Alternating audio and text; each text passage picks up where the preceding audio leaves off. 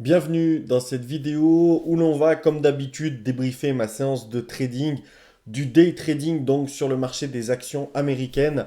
Alors, on est toujours, et je pense ceci quasiment jusqu'à la fin du mois, dans la saison des résultats aux États-Unis.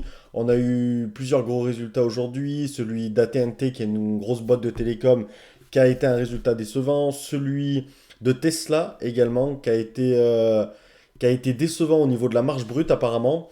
Bref, tout ça pour dire que, comme je l'ai dit hier, le marché américain est ballotté pas mal par les résultats des entreprises qui le composent. Et du coup, petit point comme d'habitude sur l'indice phare, le S&P 500. Alors, pas évident à trader, je trouve, ces derniers jours parce que quasiment que des gap and fail.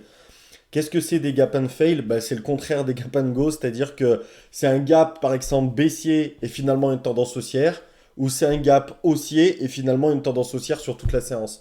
Donc c'est assez déroutant parce que bien évidemment, quand on a un gap, souvent on a l'a priori que ça va partir dans le sens du gap, pas systématiquement immédiatement. D'ailleurs, bien souvent, il y a une petite pression qui retourne vers le cours de la veille, puis après, ça repart dans la tendance du gap. Et là, force est de constater que ces derniers jours, c'est pas évident, parce que c'est plutôt le contraire qui se passe.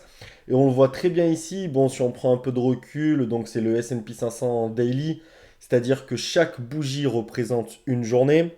Et lorsqu'on prend un peu de recul, ben voilà, on est toujours sur les hauts du range depuis le range qui est constitué, on va dire, depuis le début de l'année, voire même depuis décembre 2022, on est véritablement sur les hauteurs.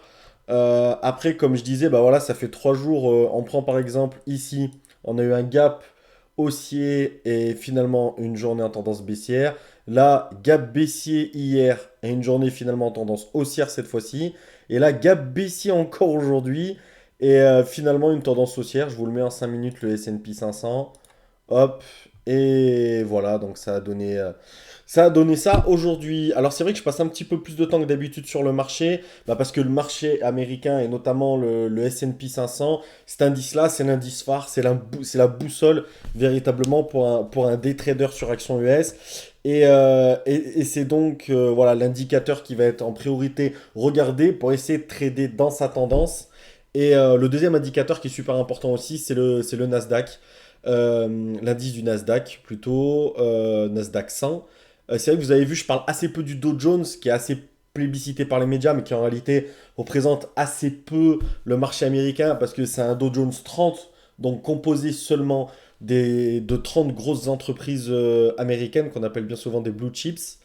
Et alors que le Nasdaq 100, déjà, il y a 100 entreprises et le Nasdaq 500, et le S&P 500, pardon, comme son nom l'indique, il y a 500 boîtes. Donc on a un panel beaucoup plus représentatif du marché américain. Un seul trade aujourd'hui, donc ça va être plutôt rapide. Un seul trade, pourquoi? Bah parce que déjà, j'étais un peu dérouté par la tendance de 1. De 2, la plupart des actions que j'ai prises, elles étaient en gap and fail également. Donc c'était pas évident de trouver une belle action. Mais premier trade, malgré tout, vous le voyez sur DHI, donc le graphique en haut à droite.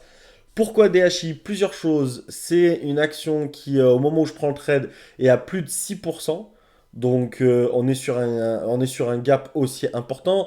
Deuxième chose, vous l'avez vu, elle est dans le sens du marché. On a eu vraiment notamment 15-20 premières minutes qui étaient véritablement haussières sur le marché américain. Et donc, et troisième chose, configuration technique qui se confirme en intraday, hein, c'est vraiment les trois choses qui vont faire que je vais déclencher ce trade-là. Donc voilà, on a notamment ici, comme je l'ai dit, sur les deux-trois premières minutes, une action qui retourne, qui a un peu une pression baissière, qui retourne vers son cours de clôture de la veille. On a allez, un petit niveau de technique ici autour des 107,75 et c'est par là que je veux prendre le trade, je le prends un poil haut. Finalement, j'achète 100 titres à 108,14 $. Donc l'objectif, c'est d'aller chercher les 109,50 $. Presque, j'aurais pu aller chercher les 110, mais je me suis arrêté aux 109,50 $ puisque je veux pas. J'avais quand même un a priori baissier, même si, comme je l'ai dit hier, il faut essayer de se détacher de ces a priori et de sentir le marché. C'est pour ça que j'ai d'ailleurs pris un trade aussi en ce début de séance.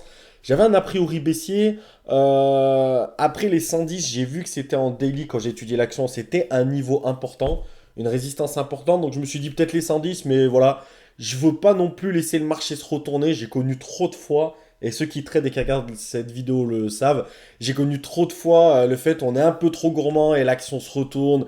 Et voilà, et c'est assez frustrant de voir ces gains s'évaporer. Donc j'ai une target dans ma tête, je la respecte. Et voilà, peut-être que plus tard, quand je traderai avec plus de titres, je pourrais prendre un partiel. Donc voilà, encaisser 80-90% de ma position et laisser 10% courir, voir si ça va plus haut.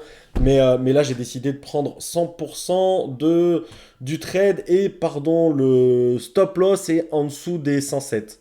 Donc 1,14$, soit 114 dollars de risque pour à peu près ouais, 130, 135 dollars de gain. Et cette action, bah, vous l'avez vu dans le titre, il ne va pas y avoir un gros spoil, ça va plutôt très bien se passer. Dans un premier temps, comme d'habitude, un peu de patience. J'hésite également à prendre LVS sur le côté, mais j'attendais une confirmation, ouais, peut-être une cassure au-dessus des 62 dollars. Mais bon, j'étais concentré d'une part sur DHI et de deux LVS, ouais, techniquement, elle est un peu. Ouais, elle fait des trucs un peu bizarres. Donc, quand je suis pas serein sur l'action, je pousse pas. Je veux pas prendre un trade. Voilà, faut que j'ai quand même quelques certitudes, même s'il n'y a jamais de certitude en trading sur l'issue du trade. Mais en tout cas, voilà, faut respecter quelques conditions techniques, je dirais, pour prendre le trade. Voilà, on voit sur DHI que ça se passe plutôt pas mal. Et du coup, ça va y aller assez rapidement finalement. J'ai pas trop tergiversé. Voilà, je vais attendre qu'elle atteigne mon niveau des 109 dollars à 40, 50. Hop, j'y vais. Voilà, je lâche à ce moment-là. Donc du coup, un seul trade gagnant aujourd'hui de 126 dollars. Journée correcte et j'ai vraiment rien fait de plus. J'avais Tesla, je vous montre et je finirai par là. J'avance un peu dans la vidéo. Il est où Tesla? Ouais, il est en bas. Je vous le montre. Hop. Donc j'avais Tesla sur le graphique en bas à gauche, à droite, pardon, où j'étais bien baissier, mais non. Non, vous avez vu, hein, dans un range quasiment tout le long de la séance. General Motors, j'étais plutôt baissier également, mais j'ai pas eu de configuration qui me l'a confirmé, malgré un gap baissier de plus de 3% si je me rappelle bien.